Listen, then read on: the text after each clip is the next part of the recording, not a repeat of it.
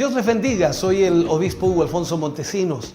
La palabra de Dios para nuestras vidas está llena de esperanza y nos muestra los principales pilares de la fe en nuestro Señor Jesucristo.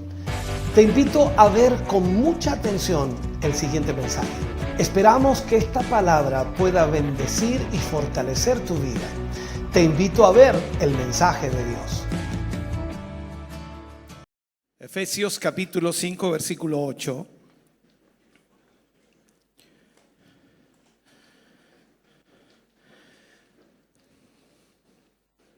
Leemos la palabra del Señor, lo hacemos en el nombre de nuestro Señor Jesucristo. Porque en otro tiempo erais tinieblas, mas ahora sois luz en el Señor. Andad como hijos de luz. Volvamos a leerlo.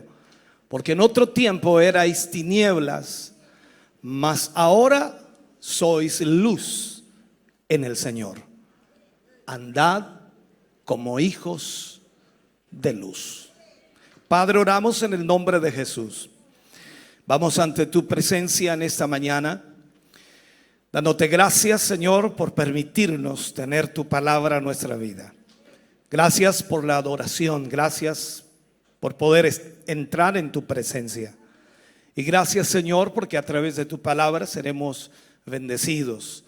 En el nombre de Jesús te pedimos, Señor, guíanos, dirígenos y abre nuestras mentes y corazones, Señor, para poder entender tu palabra y al mismo tiempo, Señor, agradecer por ella. En el nombre de Jesús lo pedimos. Amén y amén, Señor. Fuerte ese aplauso de alabanza al Señor. Aleluya.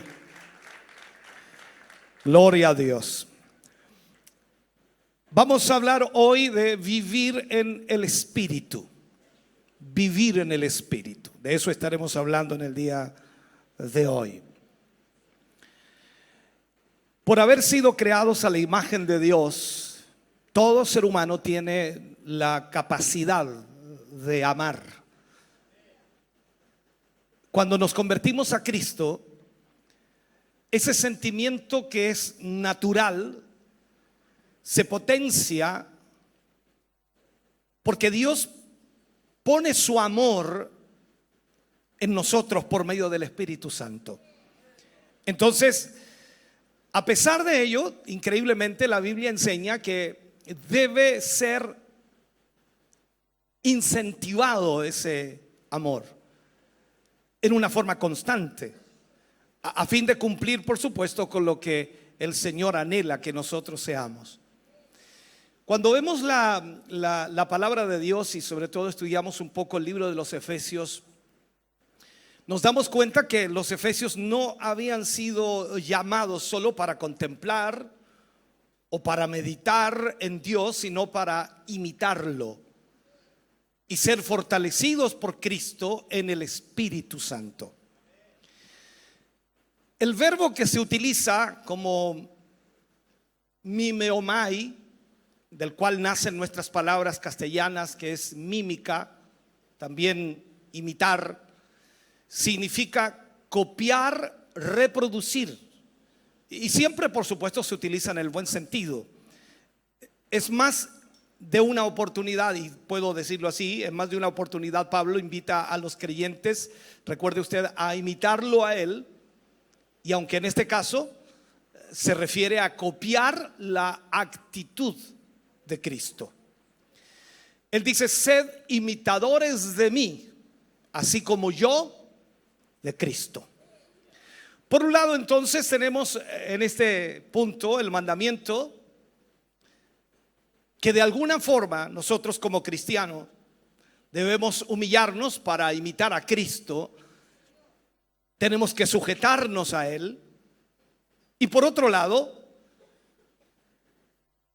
la palabra de Dios los ennoblecía, porque seguir a Cristo era un honor incalculable.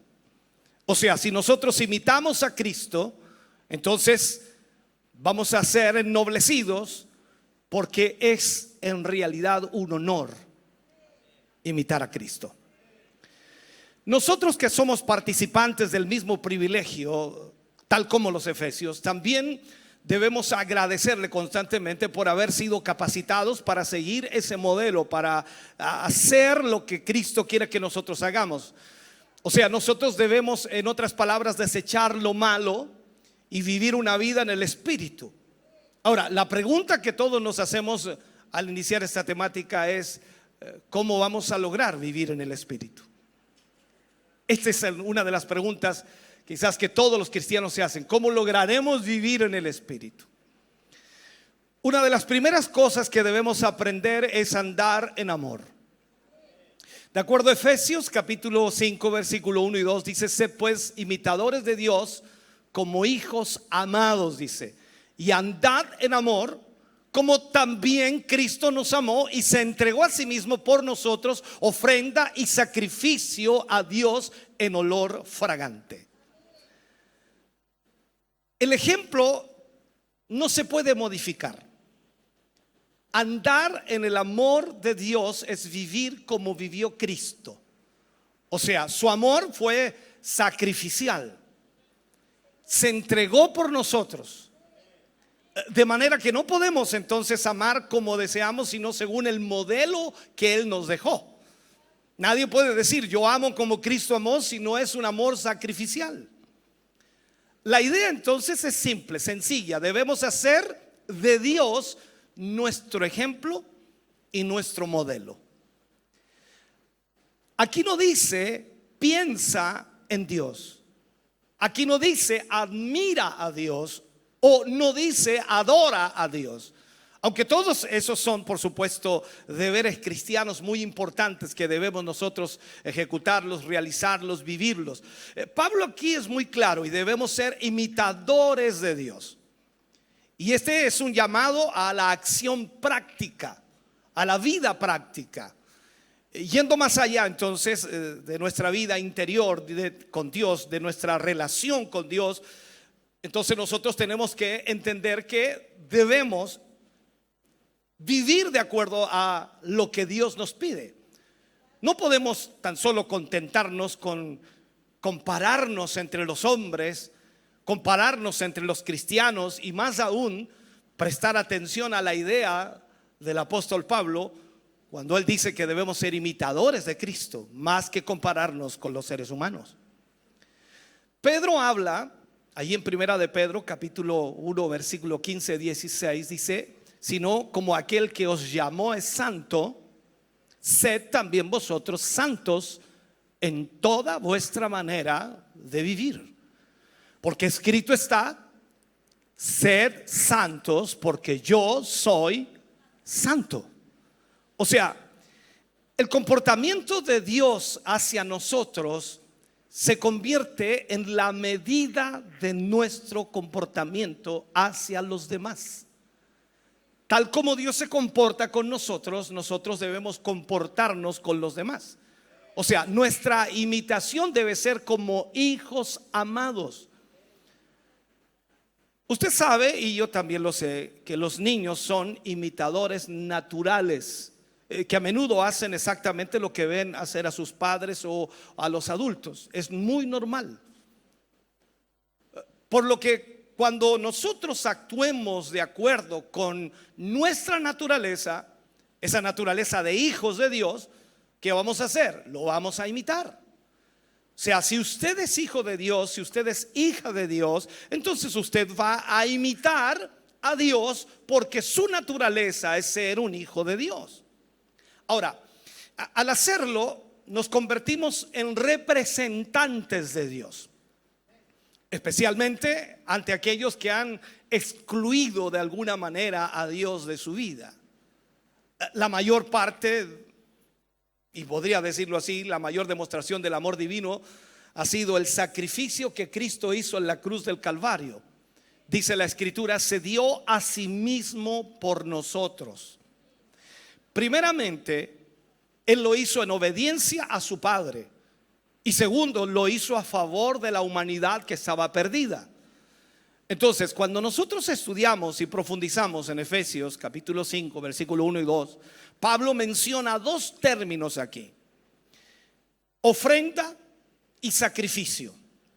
La diferencia aquí es que las ofrendas eran ofrecidas sin sangre y eran demostración, por supuesto, de agradecimiento. Eso eran las ofrendas. Mientras que los sacrificios sí eran con sangre, y en este sentido nos muestra la expiación del pecado. O sea, aquí lo que Pablo enfatiza es el supremo sacrificio del Hijo de Dios que expía el pecado, que satisface plenamente las exigencias de la justicia divina. Eso es un símbolo entonces de la entrega, del olor fragante de Jesús al entregar su vida por nosotros. Ahora, usted y yo también debemos dar ese olor fragante de entregarnos, o al entregarnos en amor hacia los demás. Y aquí es donde nos cuesta a nosotros entender esto. El amor es entrega. En la cruz del Calvario se manifestó tanto amor del Hijo de Dios para con nosotros, como el amor del Padre y del Hijo hacia toda la humanidad. Entonces, aquí es donde nosotros debemos entender que el amor de Cristo fue sacrificial. Y cuando nosotros decimos imitar a Cristo, también nuestro amor hacia los demás debe ser sacrificial. ¿Cuál es el problema aquí? El problema es la perversión del amor verdadero. La perversión, la distorsión del amor verdadero. De acuerdo a Efesios capítulo 5 versículo 3 al 7, Pablo habla, dice: pero fornicación y toda inmundicia o avaricia ni aun se nombre entre vosotros como conviene a santos, ni palabras deshonestas, ni necedades, ni truhanerías, que no convienen, sino antes bien acciones de gracias. Porque sabéis esto, dice, que ningún fornicario o inmundo o avaro que es idólatra tiene herencia en el reino de Cristo y de Dios. Nadie os engañe con palabras vanas, porque por estas cosas viene la ira de Dios sobre los hijos de desobediencia. No seáis pues partícipes con ellos. Mire esto. Estas severas prohibiciones que siguen, por supuesto, y que se disparan aquí, porque Pablo lo hace en una forma muy abierta, contra todas las perversiones de ese amor que el apóstol acaba de describir. La conexión aquí es obvia. El amor verdadero es entrega, es sacrificio, es darse al otro. La perversión del amor es arrebatarle al otro lo suyo en beneficio propio. Es atropellar y violar en aras de un apetito egoísta que solo piensa en satisfacer, por supuesto, lo que quiere en su propia vida o satisfacerse a sí mismo, y que usa entonces al otro como un objeto nada más. Ahí está la gran diferencia.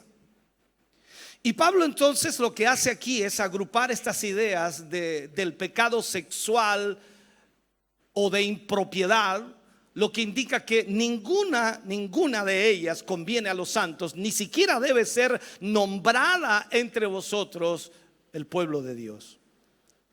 Pablo usó una lista completa de pecados sexuales aquí. Lo primero que menciona Pablo es la fornicación.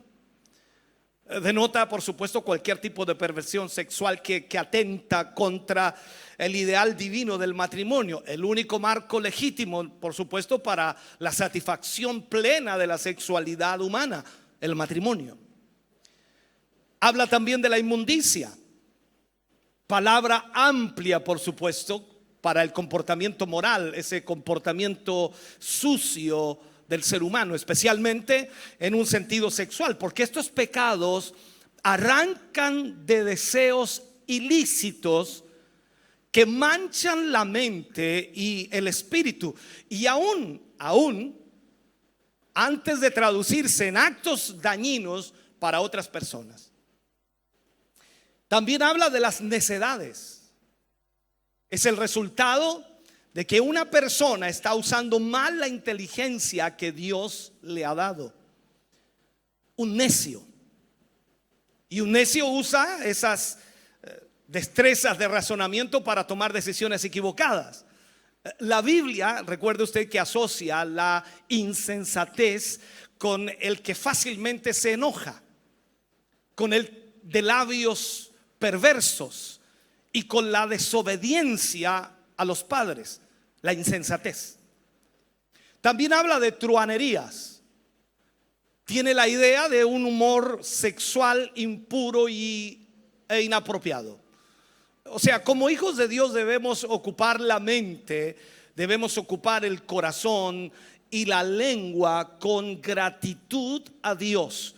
O sea, nosotros debemos entonces entender que el tema aquí del apóstol nunca él se cansa de insistir, y que además puede traer salud y crecimiento espiritual al que por supuesto exprese lo que realmente Dios quiere que expresemos. Lo otro que Pablo aquí marca es la avaricia, el deseo de tener algo que no nos pertenece, y a muchas personas increíblemente las ha llevado al pecado sexual.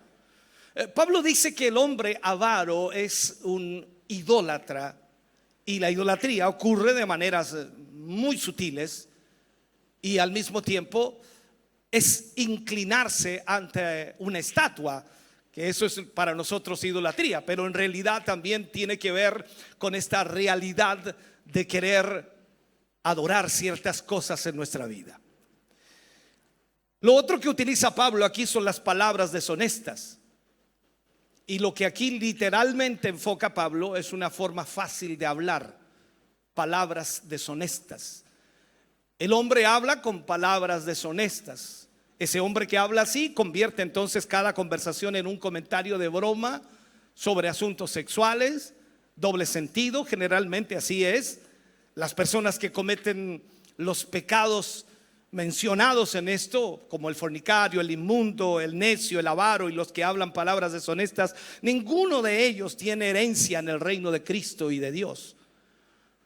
Por lo que si ahora el reino de Dios está vivo en ellos, por decirlo así, se ha producido una transformación para que no puedan descansar en la práctica habitual de las cosas de Dios. Este es un problema, la distorsión del amor de Dios. Entonces no podemos permitir que las palabras vanas excusen o minimicen el juicio debido a la práctica de estos pecados, debido a que nosotros hemos tomado una forma de vida equivocada o decisiones equivocadas en nuestra vida. Es cierto, hermano querido, que por estas cosas viene la ira de Dios sobre los hijos de desobediencia, tal como lo dice la Escritura. Por lo que el consejo de Pablo aquí no es solo no cometer estos pecados, sino además ni siquiera participar con ellos. Pablo asume que los cristianos no tendrán sus vidas marcadas habitualmente por la fornicación, por la inmundicia o la codicia. Ni siquiera ocasionalmente deberíamos ser partícipes con estas cosas. Es algo completamente incompatible que uno sea copartícipe de Cristo o en Cristo y a la vez con los hijos de desobediencia. Eso no se puede, es imposible. Aquí no se trata de evitar estas cosas para que puedas ser santo o ser un santo. Más bien eres un santo y ahora vive como corresponde a un santo. Hay gente que dice, no, hay que tratar de evitar esto para vivir en santidad. En realidad tú debes vivir en santidad y debes estar evitando eso. Ahora, lo que Pablo enfoca en el libro de Efesios, y lo enfoca muy claramente, es pasar de la oscuridad a la luz. Esta parte yo creo que le va a gustar a usted. Pasar de la oscuridad a la luz. Efesios 5, versículo 8 al 12. Dice, porque en otro tiempo erais tinieblas, mas ahora sois luz en el Señor. Andad como hijos de luz.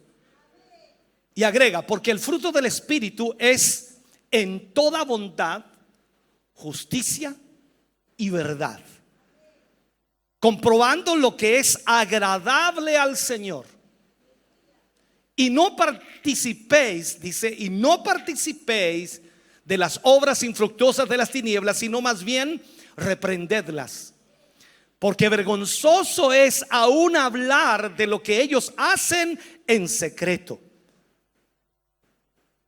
¿Entiendes esto? ¿Lo comprendes? Mira, Pablo lo que hace aquí es volver de alguna manera a repetir. Y lo hace muchas veces y marca de nuevo el mismo punto. Y trata de hacer entender a los cristianos de que nosotros somos distintos. Usted y yo somos distintos a los seres humanos de este mundo. Dios ha obrado en nosotros. Y Dios ha obrado una transformación radical en nosotros. Entonces en este sentido no ha sido de fachada, sino ha sido de corazón.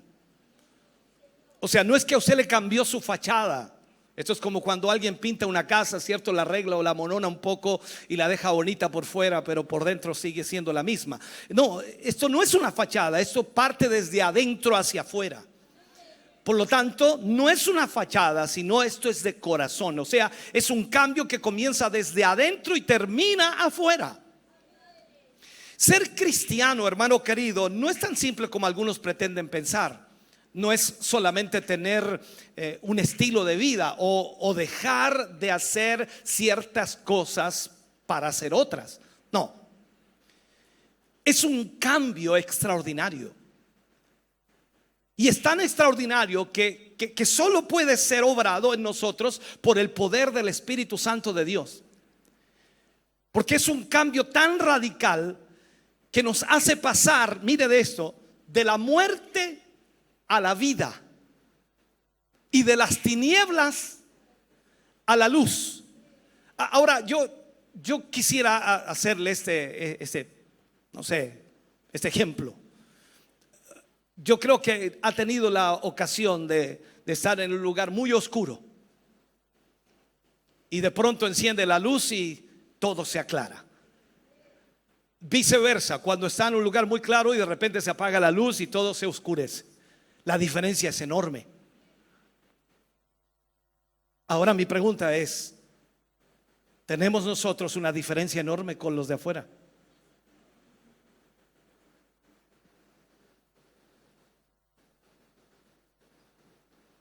Es una buena pregunta a analizar, ¿no?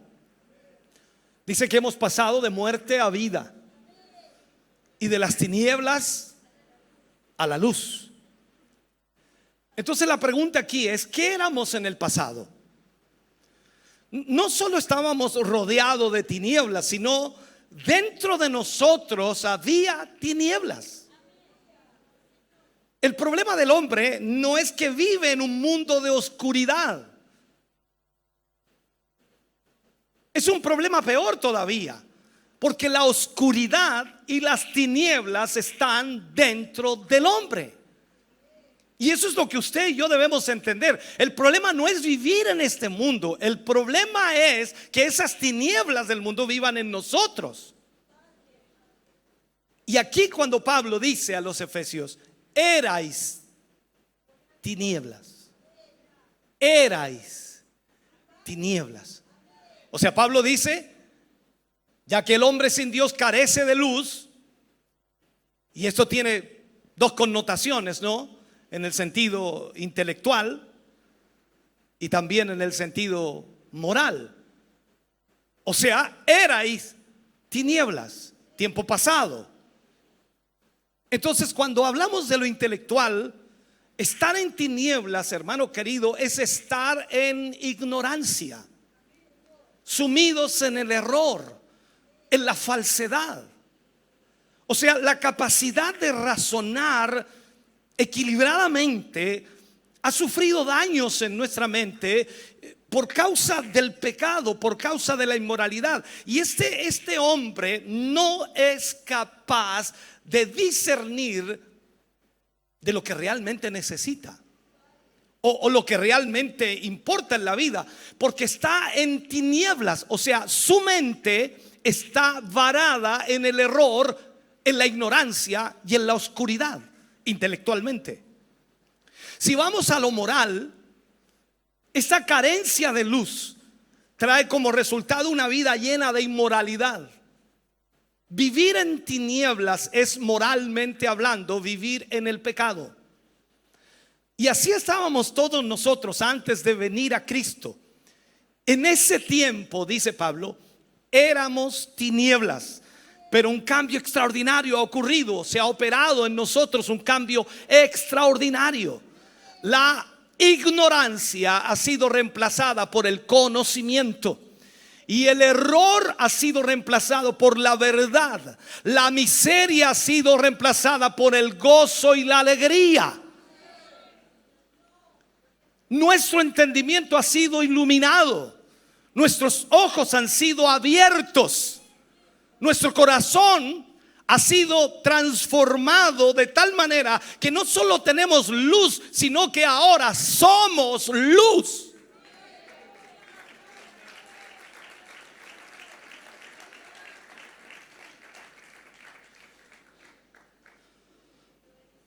¿Sabe usted que en la naturaleza orgánica no puede existir vida sin luz?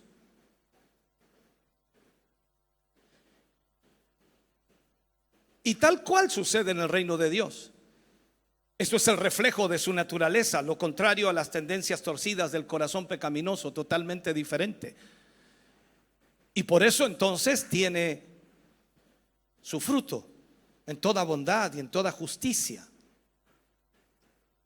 Entonces, cuando Pablo utiliza esa palabra, erais tinieblas, o sea, nos está diciendo que nosotros participábamos de la misma naturaleza de la oscuridad, ajenos de la vida y de la presencia de Dios. Pero se había operado un cambio, y ahora entonces Pablo dice: vosotros sois luz en el Señor. Por eso Pablo nos dice que debemos andar como hijos de luz, dejando brillar en nuestras vidas el reflejo de esa manera o de esa naturaleza divina que es Cristo, que es el fruto, hermano querido, de la manifestación de la nueva vida de Dios que hemos recibido a través del Espíritu Santo. Déjeme remarcarlo. En contraste con el andar en tinieblas está el fruto del Espíritu, descrito por supuesto detalladamente allí en el libro de Gálatas capítulo 5 versículo 22 al 23. Habla de bondad, de justicia, de verdad. O sea, debemos nosotros de una u otra manera ser marcados por esta realidad, porque tenemos el Espíritu Santo en nuestra vida, y el Espíritu Santo está operando, actuando, moviéndonos, llevándonos, guiándonos, dirigiéndonos, enfocándonos constantemente. Por lo tanto, el Espíritu Santo tratará con nosotros y a través de nosotros para ejecutar lo que Cristo quiere que nosotros seamos. Y como Dios es luz, así han de ser sus hijos. Donde antes imperaba la maldad, ahora hay bondad. Donde antes hubo injusticia, ahora prevalece la justicia, aquella vida recta que agrada a Dios. En lugar, por supuesto, de la falsedad, ha de brillar la verdad de Dios. En lugar de asociarnos con la impiedad, denunciamos las obras infructuosas de las tinieblas. Sin embargo, no hacemos esto con el simple propósito de hablar de ellas, lo cual es vergonzoso, sino con el propósito de educarnos lo suficiente para evitarlas. O sea, Pablo tuvo cuidado de decir que debemos evitar las obras infructuosas de las tinieblas. No a las personas que están en tinieblas, sino las obras infructuosas de las tinieblas. Aquí tenemos que aprender a hacer la diferencia, porque si no sería imposible predicarle a los inconversos. Sería imposible predicarle a aquellos que no conocen al Señor. O sea, no deberíamos relacionarnos ni tener participación alguna ni con los hijos de las tinieblas ni con sus obras, pero eso no es lo que Pablo está enseñando. No puede haber combinación con las tinieblas, ya que sus obras son infructuosas para Dios. Es decir, no reportan ningún beneficio a la causa de Cristo o a sus propósitos santos. Pero nosotros debemos hablarle a aquellos que están en tinieblas de la luz que hemos recibido. Entonces, cuando Pablo dice que debemos andar en luz como usted anda en luz, estaban atentos, qué bueno. Entonces, cuando Pablo dice andar en luz, de acuerdo a Efesios capítulo 5 versículo 13 y 14, dice: más todas las cosas, cuando son puestas en evidencia por la luz, ¿qué sucede? Son hechas manifiestas, porque la luz es lo que manifiesta todo. Por lo cual dice: despiértate tú que duermes y levántate de los muertos y te alumbrará Cristo. Esto es extraordinario, hermano querido. O sea, lo que Pablo está haciendo aquí es recordarnos que cuando la verdad y la justicia son expuestas a la luz, se vuelven evidentes. Vivir entonces en la luz puede ayudarnos a ser honestos, auténticos y justos en todo lo que hacemos. Por eso siempre debemos actuar con integridad, incluso cuando nadie más está mirando. Luego dice: despiértate. Esta palabra, por supuesto, es para los cristianos. Usted hoy está aquí. Puede estar dormido y no saberlo. Está somnoliento, como dice la palabra. En el cristiano también es sumamente peligroso estar en esa condición, porque mientras usted duerme, puede hacer muchas cosas que le harán parecer como si estuviera bastante despierto. ¿Sabía usted que mientras dormimos podemos hablar dormidos? Hay algunos que hablan mucho dormido. Se han sabido muchas cosas.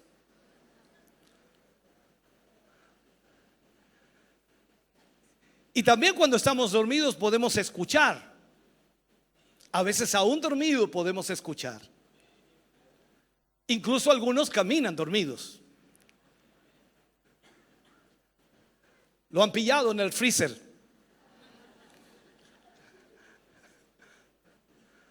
Incluso algunos cantan cuando están dormidos.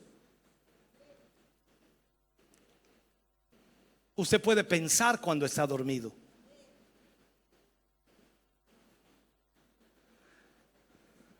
Entonces usted me pregunta, o sea, ¿cómo sabe usted eso, obispo? ¿Cómo sabe eso? ¿Cómo? ¿Y cómo puede saber entonces que aquí hay cristianos que están durmiendo? Quiero decirle esto. Al hombre que duerme no le importa lo que sucede con sus vecinos.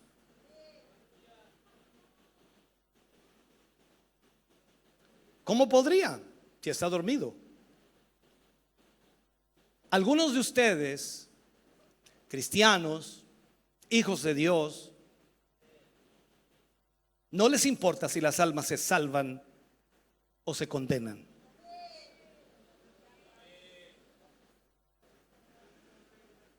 Es suficiente para ustedes si ustedes están cómodos. Si pueden asistir a un culto e ir al cielo, son indiferentes a todo lo demás. Eso es estar dormido. No entender que allá afuera hay gente que se pierde y necesita conocer la misma luz que usted conoció. Entonces, esto es muy simple deducir. Si no estás preocupado por las personas para que se salven, estás durmiendo. Iba a preguntar cuántos se duermen. No creo que levante la mano, ¿no? Pero esa es la realidad. Lo que Pablo también enfoca mucho es andar en sabiduría. Andar en sabiduría. En Efesios capítulo 5, versículo 15 al 18, dice: mirad pues con diligencia cómo andéis, no como necios, sino como sabios, aprovechando bien el tiempo, porque los días son malos. Por tanto, no seáis insensatos, sino entendidos de cuál sea la voluntad del Señor. No os embriaguéis con vino, en lo cual hay disolución, antes bien sed llenos del Espíritu.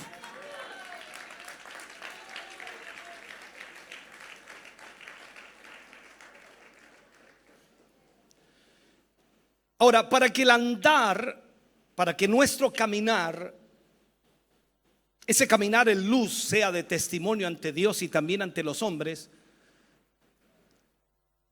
se precisa sabiduría divina, que según Santiago, el Señor por supuesto da libremente al que se la pida, por lo que el creyente puede estar totalmente asegurado constantemente de todo cuanto necesite. No importa cuántas dificultades enfrente el creyente o cuántos obstáculos tenga que enfrentar, porque sin duda se irán presentando una cantidad enorme de obstáculos en el camino, pero él tendrá todas las herramientas que el Señor le entregará para cumplir el propósito de Dios, para obedecer lo que Dios desea de él.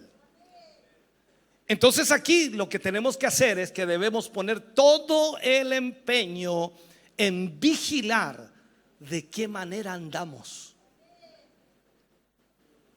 No vigilar de qué manera anda el hermano, de qué manera andamos. Porque somos buenos para vigilar al otro y decir: mire lo que anda, mire, no sé qué. No. ¿Cómo andamos? Personal. O sea, ese andar debe ser todo lo contrario del que caracterizó al necio, que siendo olvidadizo de Dios, o sea, alejándose de Dios, no ejerce ningún cuidado de cómo y dónde anda, y que fácilmente cae en la trampa del enemigo. Usted es sabio. Mire lo que acabo de decirle. De acuerdo a lo que estamos estudiando hoy día, usted es sabio, inteligente, sabio, inteligente, sabio. Según este contexto, hermano querido, el sabio es el que toma en cuenta a Dios y toma en cuenta la voluntad de Dios en todo momento, cuidando, por supuesto, la manera en que anda por la vida. No importa dónde usted esté, usted debe cuidar la manera como anda en la vida. Debemos estar entonces en vigilancia en el uso también del tiempo. El andar cuidadoso involucra, por supuesto, a la vez la forma en que el creyente hace o usa su tiempo, los días, los minutos que Dios nos ha dado. Cuando Pablo utiliza la frase "los días son malos", quiere decir que las circunstancias, que las situaciones que nos rodean, todo lo que rodea al creyente, son desfavorables para nosotros. muchas veces también limitadas, que impera de alguna manera en la creación a causa del pecado, la maldad que existe en el ambiente o la maldad que existe en el mundo, en la sociedad. Entonces trae aflicción, trae dificultad, trae dolor, trae muerte a todo ser humano, sea o no creyente. Por lo tanto, estamos en ese ambiente viviendo y más de algún momento eso nos va a presionar. Pero por la obra redentora que Dios ha hecho en nosotros, no solamente nos compra a nosotros para hacernos suyos, sino que nos liberta y nos devuelve, en otras palabras, nos devuelve tiempo, es decir, oportunidad dentro de nuestras circunstancias particulares para que nosotros podamos servirle a Él. O sea, esto es extraordinario. Usted esta mañana se levantó y se vino al culto. Pudo haberse quedado acostado, ¿no? Estaba rica la cama. Y sobre todo cuando miró hacia afuera medio nublado así, dice, uy, que este lado.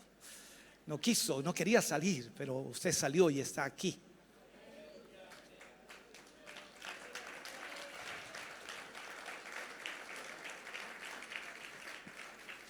Otro nos está viendo por televisión y dice, oh, no, y ahí está medio soñoliento.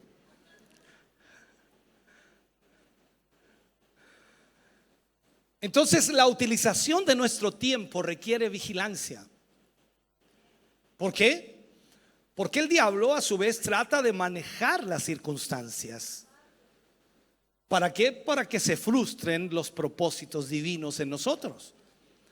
De ahí, por supuesto, la necesidad de la diligencia para aprovechar bien el tiempo, para redimir el tiempo.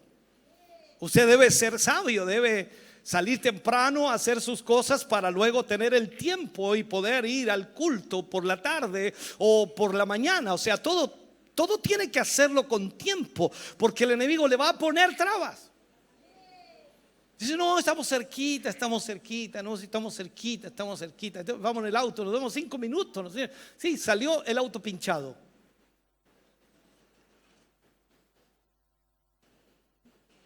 Cambiemos la rueda, pinchado el repuesto. Mire el diablo. Y se quedó en la casa, ¿no? Porque no pudo, estaba pinchado el auto. Sí, pero si se hubiera levantado temprano.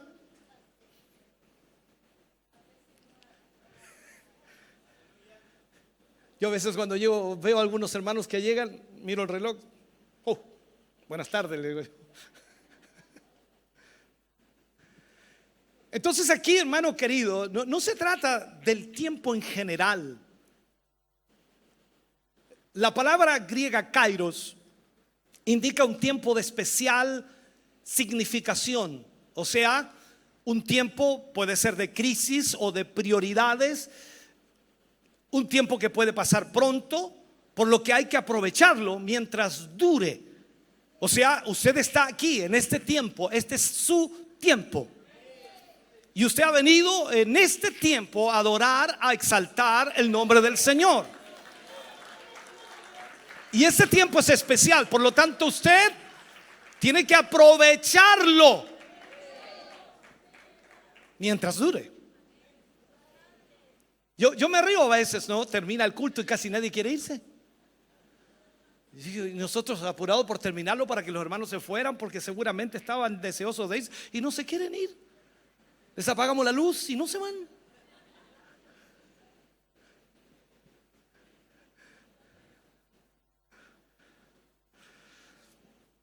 Vigilancia continua.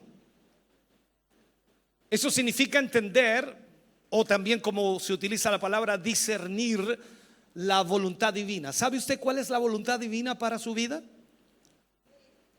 ¿Sabe usted cuál es la voluntad divina para usar bien el tiempo? O sea, aquí nos hace falta entender la voluntad del Señor. Debemos ser guiados para que recibamos, por supuesto, mediante el escrutinio constante de su palabra, el enfoque real que nosotros necesitamos en nuestra vida cristiana.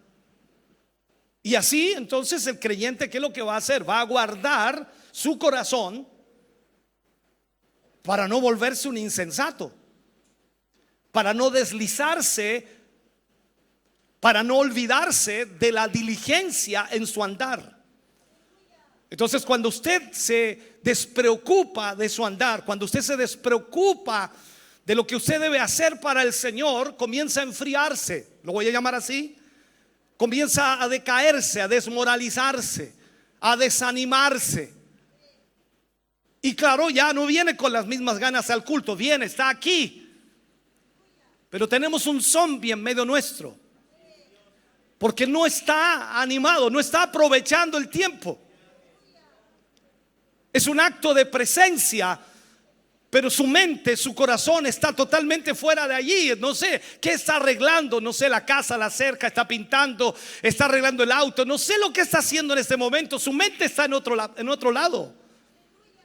Debe ser diligente, aproveche el tiempo. La máxima sabiduría es dar valor real y también espiritual a todos los momentos que pasan, relacionando todo con el gran plan de Dios que estamos estudiando. O sea, usted está aquí en esta mañana y dice: he venido a adorar al Señor. Aquí he venido a alabar al Señor. Aquí yo no, usted dice: yo no he venido aquí a ver cómo vino el hermano o la hermana. No, yo vine a alabar al Señor aquí. Aleluya. Aprovechando el tiempo. Ahora, es interesante notar las veces que Pablo emplea el título Señor. Y aquí entonces este ruego que Pablo hace no carece de importancia, puesto que el andar según el nuevo hombre tiene que ser en verdad, tiene que ser en amor, tiene que ser en luz, tiene que ser en sabiduría. Entonces, estamos en un siglo malo, lo que Pablo dice. Y no es fácil en este siglo malo andar en verdad, en amor, en luz y en sabiduría. No es fácil. El creyente entonces, ¿qué necesita? Necesita recibir continuamente las directrices, las direcciones del señorío de aquel que está exaltado a la diestra del Padre. Y que debe ser guiado el creyente por el Espíritu de Dios y por la palabra de Dios, para que de esa manera entonces sea transformado progresivamente en la imagen del Señor, para que nosotros podamos ser luz en esta tierra. Una de las cosas que debemos vigilar también es el dominio propio. Usted tiene dominio propio, ¿cierto? ¿Alguien tiene dominio propio aquí? Ya. ¿De qué habla esto? Del andar en sabiduría. Es el estar bajo el control del Espíritu Santo. Pablo exhorta, por supuesto, contra el peligro de la borrachera. La borrachera incapacita para poder andar en sabiduría. Incapacita para andar bajo el poder y la dirección del Espíritu Santo. La borrachera trae como consecuencia el descontrol, la disolución, el malgastar el tiempo, el malgastar el dinero, el malgastar las preciosas energías. Dios nos ha entregado todo eso a nosotros para que entendamos esto, para que nosotros seamos mayordomos de todo eso. Pero desperdiciamos todo lo que el Señor nos entrega. Lo que el Señor quiere usar de nosotros lo desperdiciamos en otra cosa. Dios desea utilizar la boca del creyente para proclamar su amor y la salvación a los que están perdidos, pero nosotros hacemos otras cosas.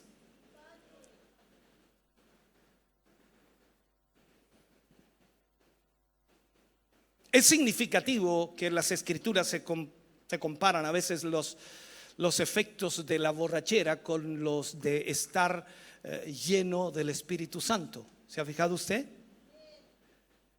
El estar lleno de vino increíblemente embrutece y degrada al hombre hecho a la imagen y la semejanza de Dios, haciéndole perder el control de sus facultades, y es capaz de cualquier desatino. ¿Sabía usted que el hombre borracho dice todo lo que no se atreve a decir cuando está sobrio? Ahí se pone valiente.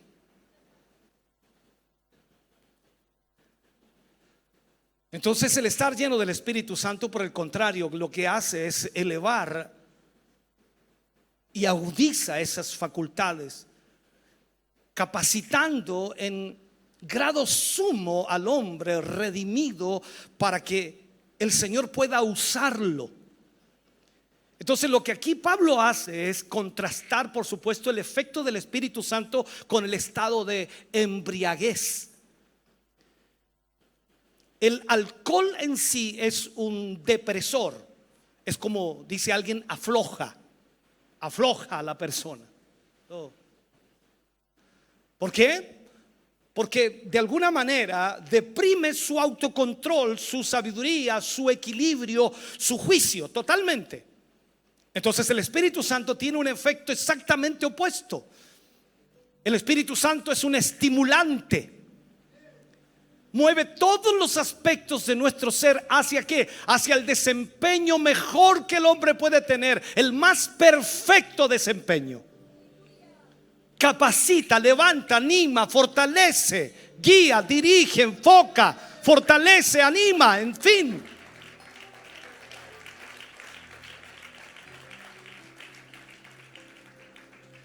Es importantísimo eso, hermano.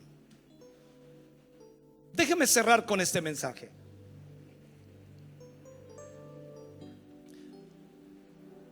Debe haber una edificación mutua mediante la alabanza. Y Pablo lo enfoca. Versículos 19 y 20. Pablo habla y dice, hablando entre vosotros con salmos, con himnos y cánticos espirituales, cantando y alabando al Señor en vuestros corazones, dando siempre gracias por todo al Dios y Padre en el nombre de nuestro Señor Jesucristo. O sea, mire esto. Cuando usted y cuando yo estemos llenos del Espíritu Santo, nadie quiso estar lleno hoy día. Cuando usted y yo estemos llenos del Espíritu Santo, tendremos el deseo de adorar a Dios, incluso de alentar a otros en su adoración al Señor. O sea, la conexión, hermano querido, con estar lleno del Espíritu y la alabanza en sí misma se vuelve significativa. Aquellos que están llenos del Espíritu van a alabar a Dios naturalmente. Y la alabanza es una forma en que nosotros demostramos que estamos llenos del Espíritu. Los cánticos espirituales siempre han jugado un papel muy importante en la alabanza. Esa alabanza colectiva de la iglesia, y a través de los siglos esto se ha mantenido. Y cada nuevo movimiento del Espíritu Santo de Dios ha traído consigo un nuevo brote espontáneo del canto, de la alabanza. Por eso entonces digo, es de suma importancia en cada época que haya suficiente flexibilidad en la alabanza colectiva. Primero, para dar las nuevas de una forma maravillosa, en expresión de adoración y de testimonio a este mundo perdido, que tiene que reflejarse en la experiencia de cada nueva generación de creyentes. O sea, cada uno de nosotros a través del Espíritu Santo vamos a ser guiados a alabar a Dios de una manera libre, espontánea, la cual sin duda Dios llevará a cada uno de nosotros a exaltarle con todo nuestro corazón. Déjeme cerrar con la metáfora apostólica. En las palabras del mismo Señor Jesús, Él dijo que el vino nuevo, que es el Espíritu Santo, tiene que encontrar odres nuevos. O sea, en cada época,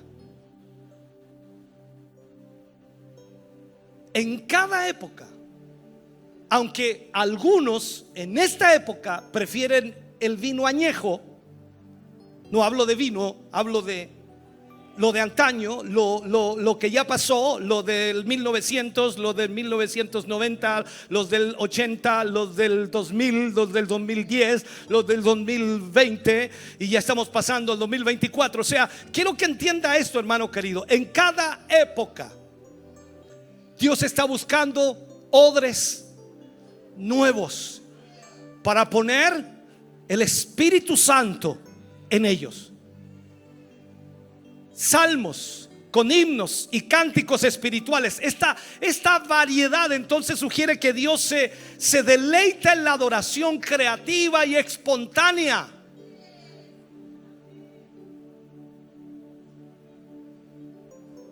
El lugar más importante para que tengamos una alabanza para Dios es en nuestro corazón.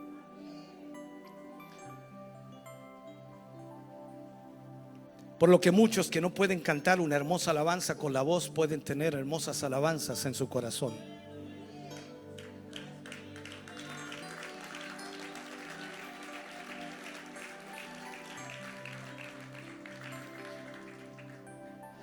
Debemos siempre dar gracias a Dios por todo lo que Él nos ha dado. Entonces, el que está lleno del Espíritu Santo, dije que el que está lleno del Espíritu Santo también será lleno de acción de gracias. Un corazón quejumbroso no van de la mano con el Espíritu Santo. Ese corazón quejumbroso mirará siempre hacia abajo, no dará gracias. Pero un corazón que está lleno del Espíritu Santo siempre estará glorificando a Dios y dando gracias por la salvación que el Señor le ha dado, por la salvación que el Señor le ha entregado, porque está enriquecido por los dones de la gracia de Dios. Y mira a la mano izquierda y da gracias, y mira a la mano derecha y está dando gracias porque estás protegido de todas las enfermedades mortales. Y mira por encima incluso de ti y da gracias porque el cielo te espera.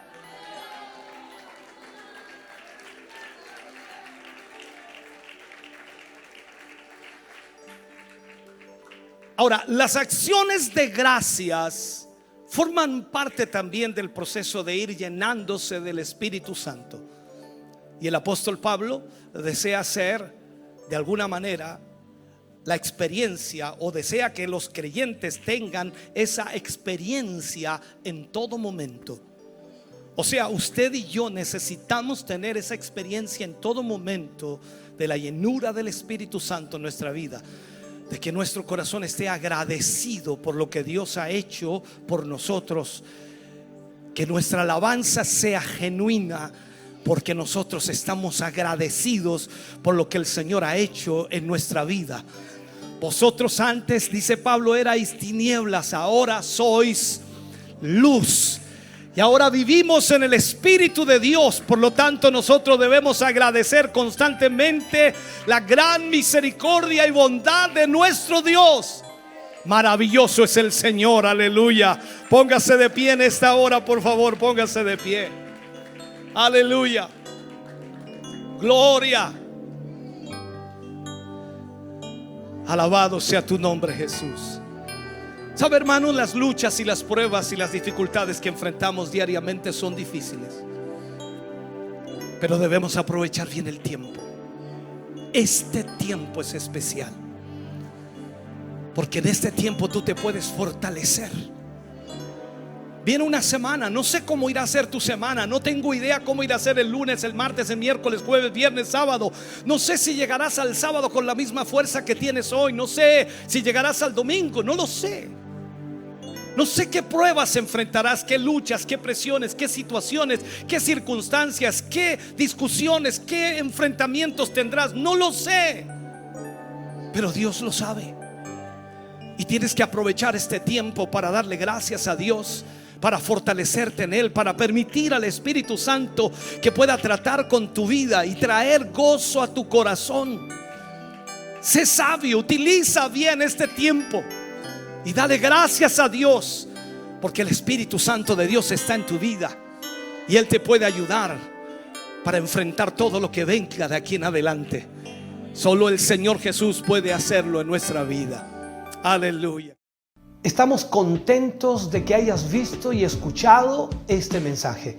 Creo con todo mi corazón que Dios le ha bendecido. Quiero invitarles a suscribirse a mis redes sociales, donde tenemos contenido que le ayudará a alimentar su vida espiritual.